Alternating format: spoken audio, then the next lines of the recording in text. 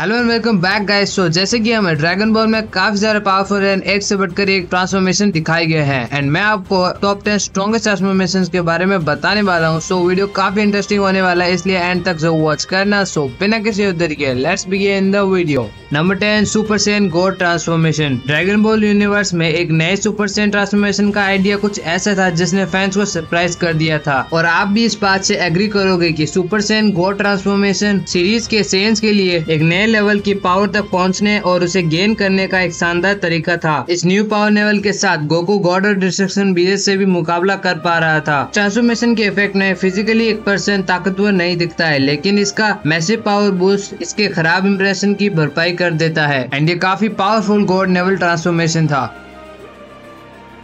Number 9 Super Saiyan Race. ज्यादातर भाग में Dragon Ball Super Trunks arc के दौरान ट्रंक्स को एक बैकअप फाइटर की तरह दिखाया गया था। हालांकि एक physical and emotional beat down के बाद उसने आखिरकार अपनी लिमिट्स को तोड़ने के लिए उसने पावर को हासिल कर लिया। इसके कारण सुपर सैयन रेस बना, जो सुपर सैयन 2 का एक हाई पावर्ड वर्जन था, जिसने उसे गॉड की लेवल वाले फाइटर्स के साथ लड़ने की पावर दी और ट्रंक्स सिर्फ अपनी विल पावर की मदद से इस पावर लेवल तक पहुंचने में कामयाब होता है। Number 8 super Saiyan blue. यह form super Saiyan god super Saiyan के नाम से भी जाना जाता है। सुपर सैयन ब्लू इजीली पूरी सीरीज में मोस्ट पॉपुलर है, जिसका यूज कई अलग अलग आर्क में किया गया है। शायद आप में से कुछ को लगता होगा कि इस फॉर्म की चमक कुछ हद तक कम हो गई है क्योंकि इस पावर का यूज करने वाले अलग अलग तरीके से हारे हैं, बट इस फैक्ट से इनकार नहीं किया जा सकता कि सुपर सैयन ब्लू अभी भी एक एक्सट्रीमली पावरफुल फॉर्म है जो ड्रैगन बॉल सुपर में एक बार फिर पावर की नई ऊंचाइयों के डोरवे को खोला है, जिसके लिए वो क्रेडिट डिजर्व करता है।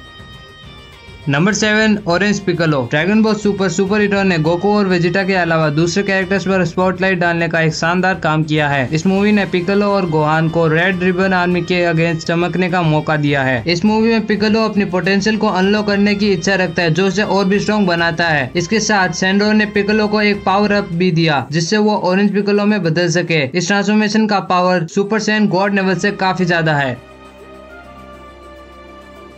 Number 6 Gohan beast. Dragon Ball super hero की इवेंट्स के दौरान गोहान एक बार फिर से अपने ट्रेनिंग के बारे में सोचता है। इस सैयन को एक बार फिर अपने फुल पोटेंशियल तक पहुंचाने के लिए पिकोलो ने ये सोचकर गोहान को बेवकूफ बनाने का फैसला किया कि उसकी बेटी को रेड रिबन आर्मी ने किडनैप कर लिया है। इससे जेड वॉरियर्स को सेलमैक्स के क्रिएशन से लड़ना पड़ा। स्काइजू ने पूरी तबाही मचाई और पिकोलो को लगभग मार ही दिया था, गोहान को एक नए फॉर्म को अनलॉक करने के लिए प्रेरित करते हुए, जिसने उसे अपनी स्पेशल बीम कैनन के साथ अर्थ के फेस से सेलमैक्स को पूरी तरह से मिटा दिया। ये अभी तक का गोहान का सबसे पावरफुल ट्रांसफॉर्मेशन था जो कि उसने अचीव किया।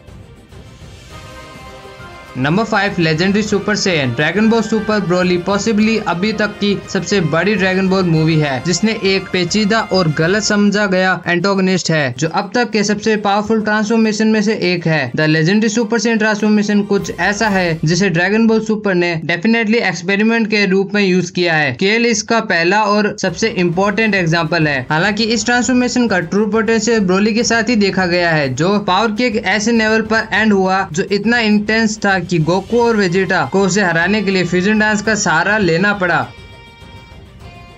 Number 4 super full power. जिरेनून सबसे पावरफुल फाइटर है जिनसे अभी तक जेड वॉरियर्स मिले थे। उसकी पावर लिमिटलेस थी। उसने गोकू और वेजिटा दोनों को अकेले हराया था। उसकी पावर तब और भी इम्प्रेसिव हो गई जब उसने एक सुपर पावरफुल फॉर्म को अनलीश किया, जिसने उसे प्योर एंड यूटर डिस्ट्रक्शन की पावर में बदल दिया। अगर गोकू ने अल्ट्रा इंस्टिंक्ट को मास्टर नहीं किया होता तो ये पॉसिबल है कि यूनिवर्स 7 वो टूर्नामेंट हार जाता।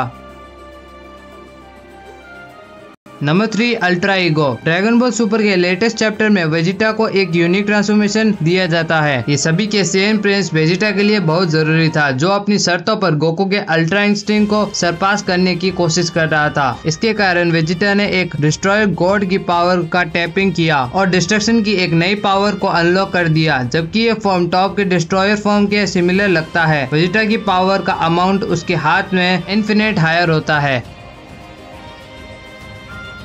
Number 2 black फ्रीजा। सीरीज में सबसे नए फॉर्म में से एक को खुद फ्रीजा के अलावा किसी और को गिफ्ट में नहीं दिया गया है। ये क्लियर था कि उसका यूजफुल होते हुए भी गोल्डन फॉर्म उन सेंस के लेवल तक पहुंचने के लिए पूरा नहीं था जिनसे वो बहुत ज्यादा हेट करता है। उसने ब्लैक फ्रीजा फॉर्म को क्रिएट किया जिसने उसे सेंस से हाई लेवल पर रखा, जिससे फ्रीजा उनसे हर कदम पर आगे था। इस फॉर्म के साथ फ्रीजा इतना पावरफुल था कि उसने यूआई गोकू और यूई वेजिटा दोनों को एक मंच में नॉकआउट कर दिया। अब सिर्फ टाइम ही बताएगा कि फ्रीजा इस नए ट्रांसफॉर्मेशन का यूज यूनिवर्स में तबाही मचाने के लिए कैसे करेगा।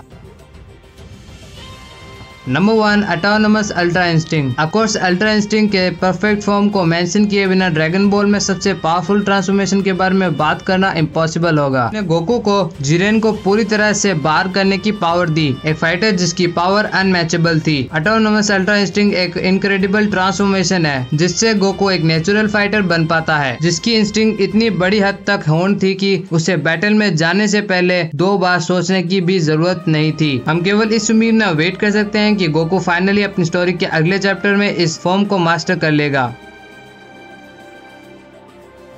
तो हाँ गाइस, आज के लिए इतना ही। थैंक्स फॉर वॉचिंग एंड अगर आपको वीडियो पसंद आए तो प्लीज एक लाइक एंड ऐसे ही और ड्रैगन बॉल और एनिमे रिलेटेड कंटेंट के लिए चैनल को सब्सक्राइब करना मत भूलना। मैं आपसे मिलूंगा अगले वीडियो में, तब तक के लिए